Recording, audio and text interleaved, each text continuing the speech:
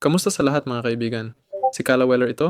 Ngayon ipapakita ko kung paano ayusin ang geode sa Geometry Dash na hindi gumagana.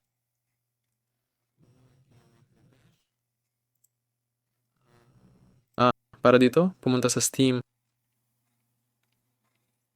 Library.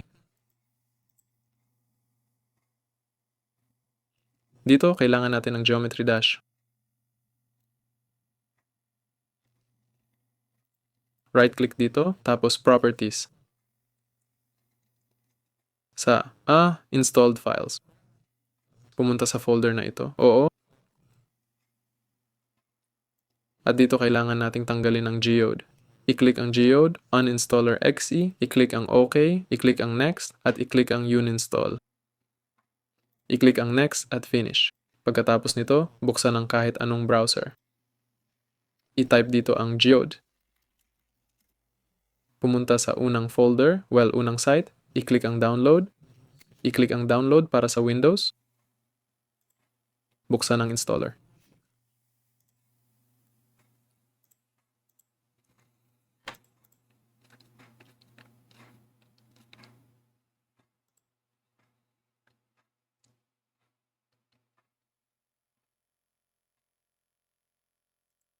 I-click ang next.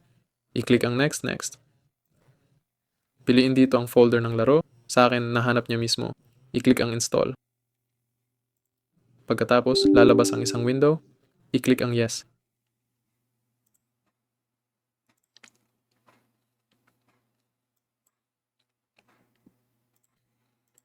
At hintayin ang pagtatapos ng proseso. Ayan, at pagkatapos nito, malamang na maayos na ang problema mo. Ang dahilan kasi ay ang geode at Geometry Dash ay madalas mag-update at ang geode ay tumitigil sa paggana. Ayan na. At ngayon, pwede ka nang maglaro ng maayos. Paalam sa lahat.